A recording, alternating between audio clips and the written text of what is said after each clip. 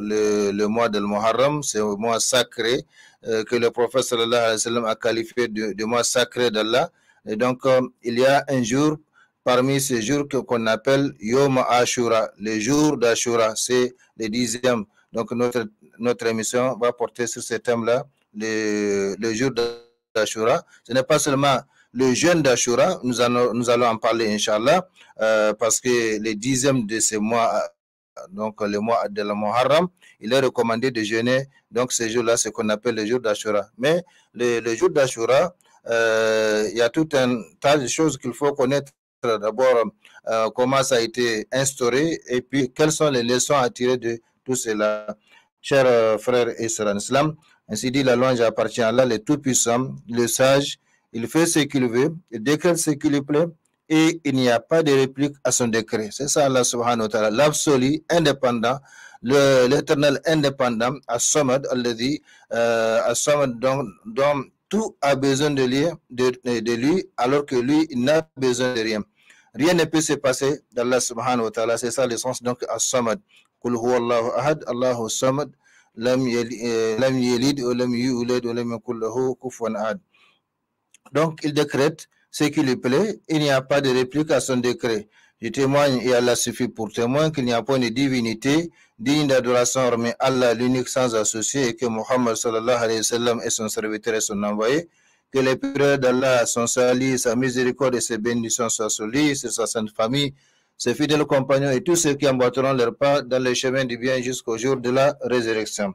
Chers frères et sœurs en islam, craignons ensemble Allah notre Seigneur comme il le faut et sachons que parmi les bienfaits d'Allah sur nous, ses serviteurs, il y a le fait qu'il leur fait succéder, donc qu'il nous fait succéder les saisons de concurrence dans l'accomplissement des bonnes actions au fil des jours, au fil des mois, afin de leur attribuer pleinement leur récompense et de leur augmenter de sa faveur. Comme nous l'avons avec la fin de la saison du Hajj, prend fin le cycle de l'année 1400, le cycle de saison spirituelle de l'année 1444.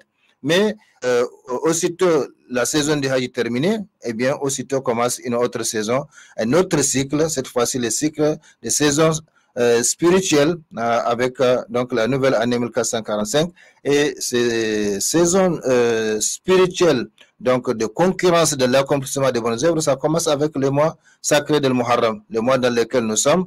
Et le prophète sallallahu alayhi wa sallam, comme nous l'avons vu à travers les émissions précédentes, a précisé que le meilleur jeûne après celui de Ramadan, eh bien c'est le jeûne qu'on accomplit pendant ce mois, le mois de Al-Muharram. Par conséquent, c'est une saison spirituelle qui a commencé, une foire spirituelle qui a commencé, comme Al-Hassan al-Basri l'a dit. Allah subhanahu wa ta'ala a commencé l'année par une année, par un mois sacré, Al-Muharram, et il a clôturé par un mois, Zulhijjah. Il n'y a pas dans l'année un mois dont le jeûne est meilleur après celui de Ramadan que celui de Al-Muharram, ou comme il l'a dit, radiallahu ta'ala anhu. Chers frères et sœurs en islam, donc voici que la saison bénie du Hajj cède la place à un mois très noble, le mois sacré d'Allah, à propos duquel le messager d'Allah sallallahu alayhi wa sallam a dit: le meilleur jeûne après celui de Ramadan est le jeûne du mois sacré d'Allah, et le mois que vous appelez Al-Muharram. Et la meilleure prière après l'obligatoire est celle que l'on accomplit en pleine nuit, donc ça doit être dans sa maison. Donc si on cherche à accomplir un jeûne qui est recommandé, qui est bien, qui est aimé d'Allah, qui est meilleur que tous les jeûnes, et bien après bien sûr l'obligation de Ramadan, et bien c'est le jeûne qu'on accomplit pendant ce mois d'Al-Muharram. Et également si on cherche une prière facultative, et bien c'est celle qu'on accomplit en pleine nuit, donc ce qu'on appelle Tahajjud, Qiyamul Layl. Il y a une nuance entre les deux. Qiyamul Layl, c'est toutes les prières facultatives nocturnes que nous faisons depuis la fin de la période d'Isha jusqu'au matin. Les savants disent que avant de dormir, tout ce qu'on accomplit, on l'appelle Qiyamul Layl. Comme par exemple les tarawih qu'on prie pendant le mois de Ramadan, ça entre dans le cadre de Qiyamul Layl. Tandis que At-Tahajjud, ils disent c'est la prière nocturne que le musulman accomplit après avoir passé quelque temps au lit. Donc, il s'est endormi ou il a été au lit pour dormir un peu, 1 heure de temps, 2 heures de temps, il s'est levé pour la prière nocturne.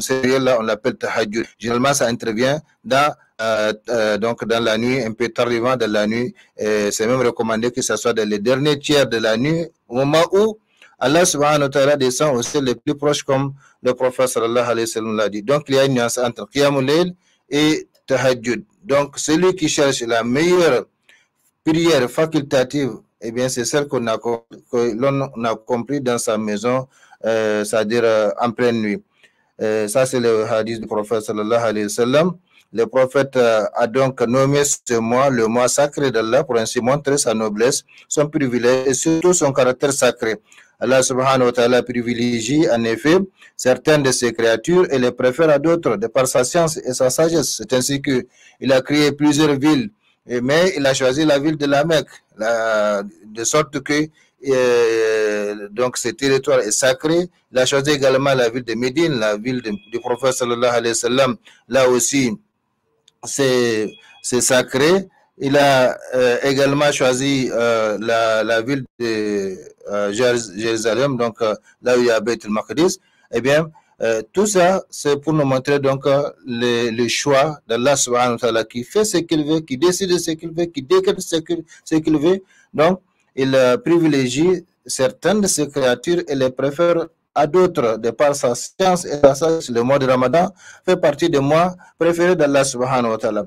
Al-Hassan al-Basri, qu'Allah lui fasse miséricorde, comme nous l'avons dit, il a dit, Allah le Très-Haut a ouvert l'année par un mois sacré, le mois de Al-Muharram, et il a clôturé par un mois sacré, le mois de Zulhijjah. Il n'y a pas de l'année après le mois de Ramadan un mois plus grand auprès d'Allah que le mois de Al-Muharram à cause de son caractère sacré. Chers frères et sœurs en islam, il y a dans ces mois un jour au cours duquel un grand événement avait eu lieu, un grand triomphe, celui de la vérité sur le faux. C'est le jour où Allah subhanahu wa ta'ala sauva Moussa alayhi salatu wassalam et son peuple, tandis qu'il fit noyer Pharaon et son peuple. Ce jour de triomphe s'appelle jour d'Ashura, Yom Ashura, et c'est le 10e jour du mois sacré d'Al-Muharram. Donc je vais anticiper en parlant du jeûne de ces jours-là. Le prophète sallallahu alayhi wa sallam a dit que donc j'espère d'Allah que ce jeûne efface les petits péchés de l'année précédente. L'année précédente, c'est quelle année? C'est 1444. Nous sommes maintenant en 1445 de l'Hégire. Donc celui qui jeûne le jour d'Ashura, le 10e, qui va correspondre à cette année, Inch'Allah, au vendredi 28 juillet 2023, eh bien, il aura la récompense, il verra donc la rémission, le pardon de ses péchés commis pendant l'année écoulée, l'année 1444. Et le prophète sallallahu alayhi wa sallam a promis de faire la différence entre le jeûne des juifs et celui des musulmans en jeûnant un jour avant le jour d'Ashura ou un jour après le jour d'Ashura, c'est-à-dire soit il jeûne le 9e et le 10e, ou bien il jeûne le 10e et le 11e. J'anticipe parce que c'est peu que le temps nous fasse défaut pour parvenir jusqu'à à ce point-là. Dans ce cas, il faut savoir que le jour d'Ashura aura lieu cette année 2023, là, le vendredi 28 juillet 2023, Inch'Allah. Il est recommandé de jeûner un jour avant ou un jour après. Donc, nous savons que le vendredi, c'est le jour de la fête hebdomadaire des musulmans. Il est interdit de jeûner ce jour-là, mais le prophète sallallahu alayhi wa sallam ou l'islam ou les savants, les ulémas, donc on fait une exception quand il s'agit d'un qui a donc une cause bien déterminée. Ici, la cause déterminée, c'est le jour d'Ashura. Par conséquent, on peut bien jeûner, même si c'est le seul jour, c'est-à-dire le vendredi, parce que les savants ont dit qu'il y a trois niveaux pour le jeûne d'Ashura. Le premier niveau, c'est le niveau qui consiste à jeûner 3 jours. Donc le 9e, le 10e, le 11e.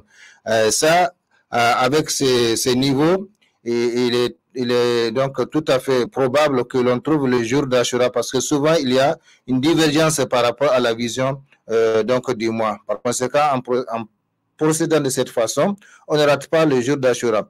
Le deuxième niveau consiste à jeûner 2 jours. Ça, c'est ce qui est conforme au souhait du prophète sallallahu alayhi wa sallam, parce qu'il a jeûné, il a promis que l'année prochaine, il jeûnera un jour avant ou après pour faire la différence entre le jeûne des musulmans et celui des juifs. Malheureusement, Allah subhanahu wa ta'ala l'a rappelé avant qu'il ne fasse donc ce jeûne. Par conséquent, le deuxième niveau du jeûne d'Ashura, c'est soit on jeûne les 9e et les 10e, ou bien on jeûne les 10e et les 11e. Et c'est ce qui est conforme à la sunna, donc au souhait du prophète sallallahu alayhi wa sallam.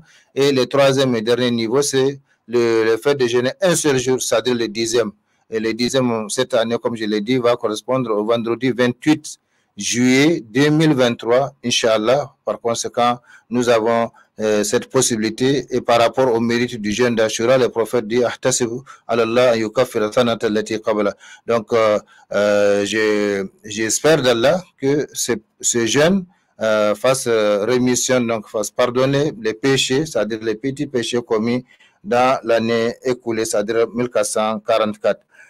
Chers frères et sœurs en islam, revenons à ce jour qui a eu lieu pendant le mois de Muharram, le 10e jour. Ce jour de triomphe s'appelle le jour d'Ashura et c'est le 10e jour du mois sacré de Muharram.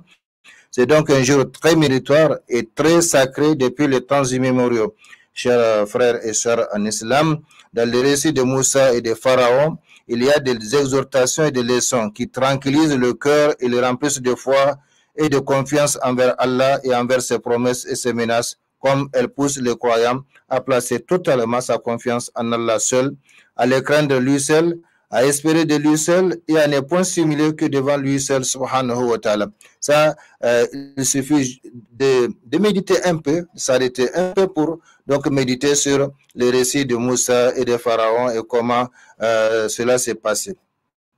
Et justement, arrêtons-nous, chers frères et sœurs en islam, pour réfléchir un peu sur la sourate 28, sourate al-Qasas du Noble Coran, pour voir quelques-unes de ces exhortations, de ces leçons. Cette 28e sourate fut révélée alors que les musulmans se trouvaient à la Mecque comme une minorité très faible, alors que les polythéistes étaient les détenteurs de la force, de la richesse et du pouvoir. Cette sourate fut révélée pour nous montrer les vraies valeurs, les vraies mesures de la force et des valeurs. Elle fut révélée pour nous enseigner que dans toute l'existence, il n'y a qu'une seule vraie force, la force d'Allah. La hawla wa la quwwata illa billah. Il n'y a ni force ni puissance qu'en Allah subhanahu wa ta'ala. Elle fut révélée pour affirmer également que dans tout l'univers, il n'y a qu'une seule vraie valeur, celle de la foi. Ainsi, celui qui compte sur la force d'Allah n'a rien à craindre, même s'il paraît dépourvu de tous les signes extérieurs de la force. Au contraire, celui qui brave cette force, la force d'Allah, eh bien, il n'y a point de sécurité ni paix pour lui, même s'il dispose de tous les moyens qui procurent la force. De même, celui qui possède la valeur de la foi, possède tous les biens, et celui qui en est dépourvu, rien ne lui sera utile ici-bas et dans l'au-delà. Le prophète sallallahu alayhi wa sallam a précisé que Allah donne la richesse matérielle, donc les biens, la richesse matérielle à qui il aime et à qui il n'aime pas, à titre d'épreuve. Donc, la richesse matérielle n'est pas le signe d'amour d'Allah subhanahu wa ta'ala, c'est une épreuve, comme la pauvreté aussi est une épreuve. Mais, dit le prophète sallallahu alayhi wa sallam, il ne donne la foi qu'à celui qu'il aime. Donc, quand vous avez la foi, quand vous avez eu la foi, cela veut dire que Allah vous a choisi, Allah vous a aimé, eh bien, il ne faut pas traîner, il faut plutôt fructifier cette foi, profiter de ces dons et de cet amour d'Allah subhanahu wa ta'ala pour avoir plus dans l'au-delà. Par conséquent, celui qui possède la valeur de la foi possède tous les biens. Celui qui en est dépourvu, rien ne lui sera utile. La sourate Al-Qasas, sourate numéro 28 du Noble Coran, nous présente le récit de la vérité contre le faux. Ainsi, d'un côté, il y a la force du pouvoir, la force de l'autorité, celle de Pharaon, le tyran, l'arrogant, le prudent, le méfiant. Et de l'autre côté, Moussa, alayhi salam, est nouveau-né, dépourvu de toute force, de tout pouvoir, de tout refuge et de toute protection de la part des créatures. Ça, vous connaissez l'histoire. Allah subhanahu wa ta'ala a relaté l'histoire dans plusieurs passages du Noble Coran. Eh bien, Pharaon était vraiment hautain. Il divisa les habitants de son territoire en clans afin d'abuser de la faiblesse des enfants d'Israël qui avaient une autre croyance que celle de son peuple et qui refusaient donc de l'adorer. Et suite aux prédications de ces magiciens, Pharaon sentit qu'il perdait son pouvoir et son au profit d'hommes parmi les enfants. Donc, il croit aux magiciens, il croit à l'éducation, ils ont prédit qu'il va perdre son pouvoir auprès des hommes des enfants d'Israël. Justement, ce peuple qui ne l'adore pas et qui ne suit pas sa religion. Alors, chers frères et sœurs en islam, regardez bien, pour contrecarrer cela, pour contrecarrer donc l'aboutissement ou l'avènement de cet homme parmi les enfants d'Israël, pour qu'il n'accède pas au pouvoir, Pharaon monta un plan diabolique. Pharaon monta un plan diabolique qui consiste à contrôler toutes les femmes enceintes des enfants d'Israël afin de tuer automatiquement les garçons et de laisser en vie les filles. Dans ce contexte extrêmement grave que naquit Moussa alayhi salam, mais quand Allah veut quelque chose, rien ne peut l'empêcher. Masha'Allahu kana wa man lam yasha' lam yakun wa la hawla wa la quwwata illa billah. Quand Allah veut quelque chose, ce qu'Allah veut se réalise, ce qu'il ne veut pas ne peut jamais se réaliser. Que toutes les créatures se mettent d'un côté pour chercher à réaliser ce qu'Allah ne veut pas, ça ne va pas se réaliser. Également, toutes les créatures se mettent d'un côté pour chercher à empêcher ce qu'Allah veut, eh bien, elles ne pourront pas le faire. Donc, ce que Allah veut se réalise, ce qu'il ne veut pas ne peut jamais se réaliser. Il n'y a de force ni puissance qu'en Allah subhanahu wa ta'ala. Donc, quand Allah veut quelque chose, rien ne peut l'empêcher. Ainsi, la force de Pharaon, son despotisme, son arrogance, sa méfiance, ses plans diaboliques, son staff de garde-corps et de magiciens, ses agents de sécurité, sa police anti-garçon, eh bien, tout cela ne lui servit à rien. Toute sa force et son arsenal ne lui ont pas permis d'avoir le dessus sur Moussa, ce donné qui était dépourvu de tout pouvoir et de toute ruse, mais qui était sous la protection de celui qui ne dort pas, le détenteur de la vraie force. Il était sous la protection vigilante d'Allah subhanahu wa ta'ala, qui repoussait loin de lui tout mal, aveuglait l'ennemi devant lui, défiait ouvertement Pharaon et son peuple au point que il l'introduisit donc dans la cour même de Pharaon en lui faisant gagner le cœur de la femme de celui-ci. Finalement, c'est Pharaon lui-même qui va être donc chargé d'élever Moussa. Allahu Akbar. Donc, vous voyez, celui qui tue les garçons, celui qui contrôle les femmes et voir au moment de l'accouchement ce qu'elles ont accouché, eh bien, quand il s'agit des garçons, on les tue automatiquement. Quand il s'agit des filles, on les laisse en vie. Pourquoi? Parce qu'il ne faut pas laisser des garçons qui vont venir détrôner donc Pharaon. Mais, comme je l'ai dit et répété, quand Allah veut quelque chose, eh bien, rien ne peut l'empêcher. Et vice-versa. Masha'Allahu kana wa man lam yasha' lam yakun. Ce que Allah veut se réaliser, ne peut jamais se réaliser. Donc, malgré tous ces diaboliques, malgré son staff de police anti-garçon, eh bien, tout cela n'a pas empêché Moussa alayhi salam d'être protégé par Allah subhanahu wa ta'ala, d'être même introduit dans la cour de Pharaon parce que il a gagné l'amour du cœur de la femme de Pharaon, et finalement c'est Pharaon même qui a été chargé d'élever Moussa alayhi salatu wassalam au lieu de le tuer. Donc, comme je l'ai dit dans ces récits, il y a des exhortations, il y a des leçons qui tranquillisent le cœur du croyant, le cœur du musulman, et qui le poussent à mettre sa confiance totale en Allah subhanahu wa ta'ala, sachant parfaitement que ce que Allah veut se réalise et ce qu'il ne veut pas ne peut jamais se réaliser. Donc, au lieu de courir derrière les gens, au lieu de souffrir derrière les créatures, il faut plutôt, comme sallallahu alayhi wa sallam l'a dit à Ibn Abbas, ihfadallah ihfadallah tajiduhu amamak, ou comme qala sallallahu alayhi wa sallam. Donc jusqu'à la fin de ces hadiths où le prophète sallallahu alayhi wa sallam a donné des conseils, ça va venir si toutefois le temps ne fera pas défaut, Inch'Allah. Chers frères et sœurs en islam, je ne voudrais pas m'appesantir davantage sur les détails du récit, mais considérer comment Allah subhanahu wa ta'ala a pris soin de Moussa depuis sa naissance. Comment Allah subhanahu wa ta'ala a inspiré à la mère de Moussa de le mettre dans une caisse puis de le jeter à la mer. C'était là une épreuve. La mère mettre son fils, son enfant dans une caisse et jeter la caisse dans la mer. Là, c'était vraiment une épreuve. Mais Allah subhanahu wa ta'ala a tranquillisé le cœur de la mère de Moussa, de sorte que elle a fait cela sans problème, et le résultat est connu. Donc, quand Allah subhanahu wa ta'ala a ordonné donc à la mère de Moussa de le mettre dans une caisse et de jeter la caisse dans la mer, et regardez également comment a fait refuser les scènes des autres femmes à Moussa pour les obliger à le ramener à sa mère, qui doit désormais être un salaire. Donc, la sœur de Moussa, après avoir jeté, après que Moussa était dans la mer, la sœur de Moussa surveillait la caisse. Et finalement, la caisse a été récupérée par la cour royale de Pharaon. Et là, on a cherché, la femme a dit, voilà, donc elle a aimé ses camps et elle a demandé à Pharaon de ne pas le tuer. Parce que de toutes les façons, il ne peut pas représenter un danger dans la mesure où il va être dans la cour royale. Donc, ce n'est pas un danger.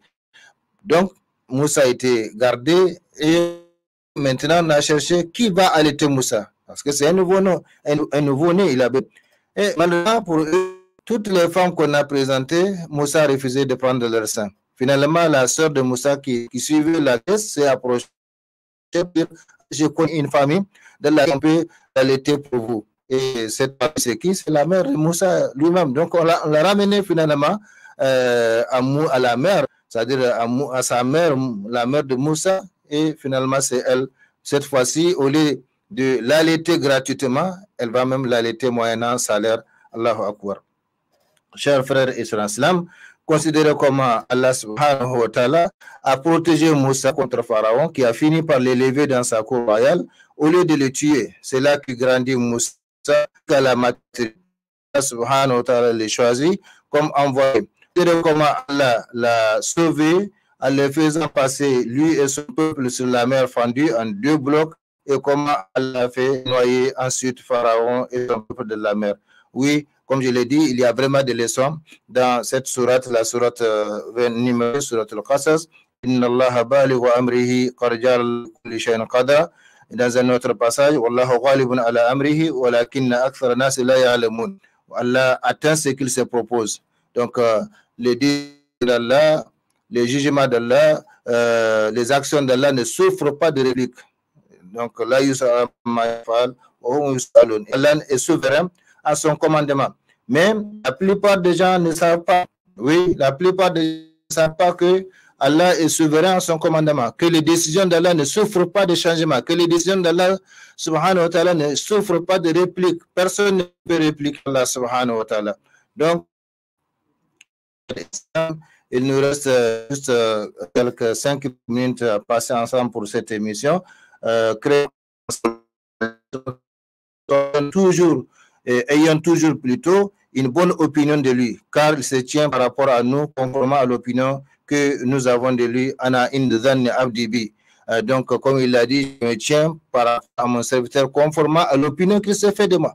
S'il pense bien de moi, il aura le bien. S'il pense autrement, c'est qu'il aura auprès de moi.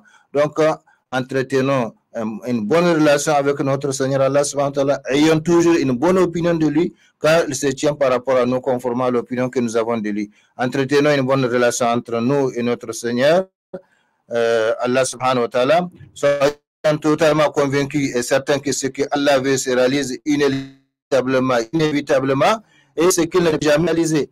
Sachez que même si toute la communauté humaine, des premiers aux derniers hommes, conjuguer ses efforts pour avantager quelqu'un, elle ne pourra le faire que si Allah subhanahu wa ta'ala l'a décrété comme tel pour lui. De même, si elle conjuguait ses efforts pour nuire à quelqu'un, elle ne pourra le faire que si Allah l'a dit comme tel contre lui, comme je l'ai dit, le récit donc du prophète sallallahu alayhi wa sallam avec Ibn Abbas. Chers frères et sœurs, plus que 3 minutes qui nous séparent de la fin de cette temps, lisez le noble Coran, méditez sur son contenu comme il le faut, en particulier sur le renferme comme récit des prédécesseurs, car comme Allah subhanahu wa ta'ala l'a dit, inna fi laqad kana fi qasasihim ibratun lil ulil albab akana hasan yuftara ولكن تصديق الذي بين يديه وتفصيل كل شيء وهدى ورحمة لقوم يؤمنون.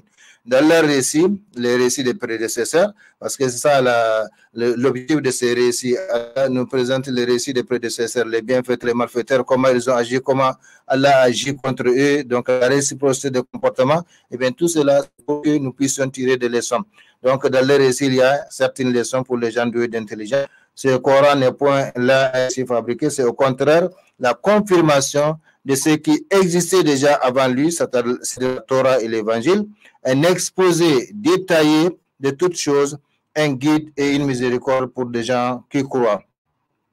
Chers frères et sœurs, avant que le temps nous fasse défaut, revenons sur le jour d'Ashura pour dire qu'il y a plusieurs récits qui montrent l'importance et les mérites de jeûner ce jour-là. Ibn Abbas Kallalagré rapporte en effet Qadima Rasulullah sallallahu alayhi wa sallam al-Madina fawajada al-Yahud siyaman يوم عاشوراء فقال لهم رسول الله ما هذا اليوم الذي تصومونه قالوا هذا يوم عظيم أنجى الله فيه موسى وقومه وأغرق فرعون وقومه فصامه موسى شكرا لله فنحن نصومه فقال صلى الله عليه وسلم فنحن أحق وأولى بموسى فصامه الله صلى الله عليه وسلم وأمر بصيامه. Donc quand le prophète arriva à Médine, il trouva les Juifs en jeûne, leur demanda que ce jour que vous jeûnez, de répondre ce jour est un grand jour, c'est le jour où Allah sauva Moussa et son peuple et fit noyer Pharaon et son peuple. Moussa l'a jeûné en guise de reconnaissance envers Allah. Nous aussi nous le jeûnons. Le prophète sallallahu alayhi wa sallam dit, nous avons plus de droits et de devoirs envers Moussa que vous. Il jeûna donc ce jour et donna l'ordre aux musulmans de jeûner, rapporté par Al-Bukhari et Muslim. C'est montre les du jeûne d'Ashura, c'est surtout la déclaration suivante du prophète sallallahu alayhi wa sallam, ahsibu ala Allah kafira sanata allati qabla muslim. J'espère que ce jeûne efface les péchés, les petits péchés de l'année qui le précèdent, rapportés par nous. Voilà. Comme je l'ai dit, nous allons nous arrêter ici, tout en priant ce que nous avons dit, ce que vous avez entendu. اللهم اعز الاسلام والمسلمين في كل مكان دائما وترضى من الاقوال والافعال والاحوال برحمتك يا امين. اللهم صل وسلم وبارك وانعم على عبدك رسولك محمد وعلى اله واصحابه اجمعين. سبحان العالمين والسلام عليكم ورحمه الله تعالى